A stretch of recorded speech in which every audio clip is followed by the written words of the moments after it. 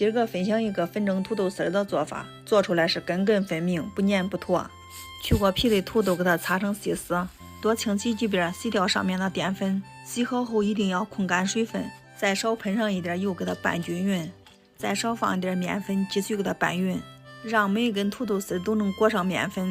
水开上笼，中火蒸个5分钟，时间到关火拿出来，倒到一个大一点的盆子里面，趁热用筷子给它抖散。抖散后的土豆丝是根根分明。等土豆丝放凉，放葱花、蒜末、青红辣椒、香菜，再放盐、鸡精，再来点生抽、芝麻、香油，再来点红油，翻拌均匀都可以开吃了。